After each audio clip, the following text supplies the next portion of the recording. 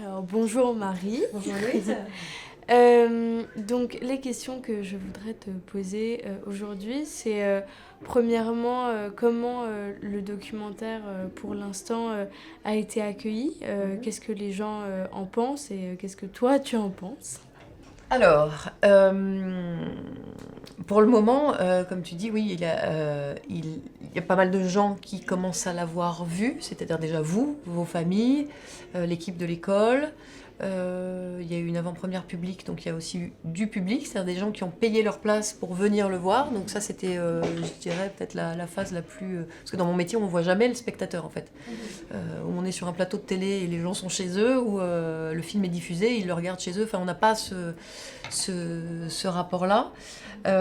Donc il a plutôt été très très bien accueilli. En fait, moi, tu sais, les objectifs et les ambitions du film, elles se sont dessinées un peu au fur et à mesure du temps.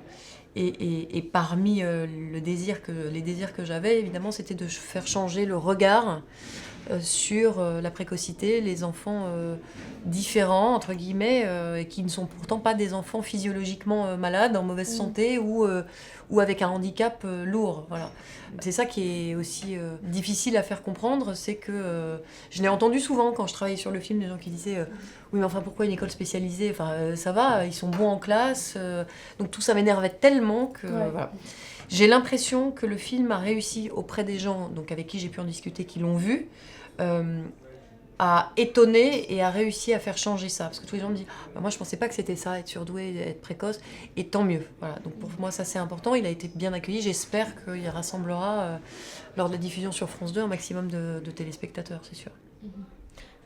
Alors ma première question, c'est est-ce que vous avez dû ne pas mettre des choses que vous vouliez mettre? C'est une très bonne question. Oui, dans le film Le courage de grandir, il y a plein de choses que je voulais mettre et que j'ai pas mises. Beaucoup même. Parce qu'en fait, tout le problème d'un film et du montage, c'est de faire des choix. Oui. Et par exemple, et ça a été très très très difficile, il y a deux élèves qui ne sont pas dans le film alors que je les ai suivis aussi pendant toute l'année. Mais je leur ai expliqué, j'ai expliqué à leurs parents pourquoi. C'est parce qu'en réalité, ils avaient dépassé un certain stade dans leur évolution. Et tout à coup, c'est comme s'il y avait deux films différents, avec deux angles différents, deux perspectives différentes. Si vous les mettiez. Voilà. Et donc, en fait, c'est vraiment ça le principe, c'est de faire des choix. Donc quels étaient le choix des séquences lors du montage? Tu as prononcé un mot qui est très important, c'est séquence. Parce que, tu sais, dans un film, bon, prenons celui-ci, par exemple, au hasard, tu as des moments d'interview, voilà, ou quand tu as répondu à mes questions, comme je suis en train de le faire avec toi, là, face caméra. Et puis, tu as effectivement ce qu'on appelle les séquences, c'est-à-dire c'est tous ces moments de vie où on a le sentiment que la caméra disparaît totalement, tu vois, où on assiste à quelque chose qui est en train de se faire sous nos yeux, par exemple, quand tu dînes avec tes parents et ton frère, par exemple, un moment en classe. Ça, c'est les séquences.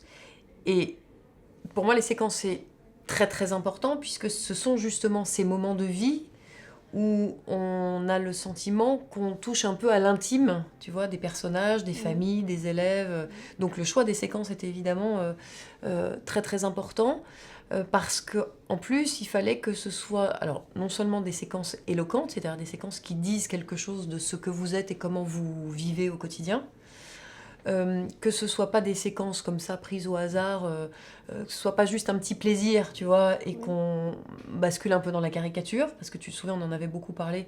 J'ai fait très attention à ce que jamais on ne soit dans la caricature, jamais on soit dans la stigmatisation et tout ça, parce que on en avait discuté, c'est souvent des choses qui vous ont fait souffrir, donc je voulais absolument éviter ça. Donc le choix des séquences, il était très très compliqué, oui.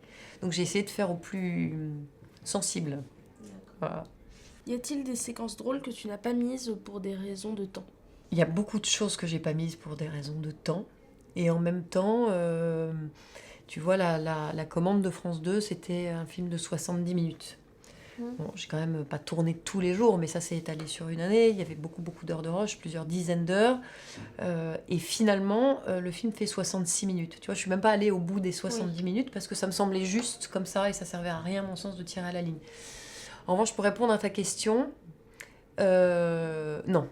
Il n'y a aucune séquence que je regrette vraiment de ne pas avoir mise dans le film. C'est-à-dire que j'ai réussi, je pense, à tout mettre. Tu vois, dans la salle, ce qui me fait plaisir, c'est que quand les gens rient, ils rient avec vous, avec moi, avec nous. Ils ne rient pas de vous. Donc de toute façon, j'aurais jamais pris le risque de mettre une séquence drôle pour que les gens, gratuitement, c'est-à-dire pour que les gens rient. Je me suis dit, ah tiens, ça fait rire les gens, mais que ce soit peut-être à votre détriment, ça c'était pas question. Mais par exemple, te concernant toi, j'ai un tout petit regret de séquence. C'était pas une séquence drôle, c'était une séquence émouvante. Je sais pas si tu te souviens, on avait filmé ça sur la plage à la fin de l'été de l'année précédente. Et à un moment, ton frère joue sur la plage avec ton papa et toi, tu es allongé sur un matelas près de la mer avec ta maman et vous vous tenez la main et elle te raconte ce qu'elle a ressenti quand t'es né. Tu t'en souviens ou pas ? Oui. Ça, j'ai regretté de ne pas pouvoir le monter, vraiment, parce que je trouvais que c'était émouvant. Je trouvais que toutes les mamans pouvaient se retrouver là-dedans, dans ce que te disait ta maman. Je trouvais que c'était une belle déclaration d'amour. Ça disait quelque chose de très fort sur votre relation, sur la relation mère-fille.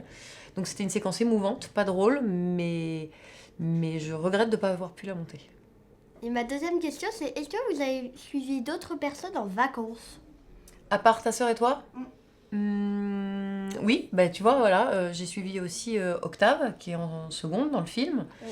Et c'est pareil, on n'a pas utilisé les images des vacances. Mais je pense que c'était pas inutile de le faire quand même, parce que tu te souviens, ça nous a permis de faire connaissance dans un contexte un peu plus décontracté que si on s'était rencontrés le jour de la rentrée à l'école.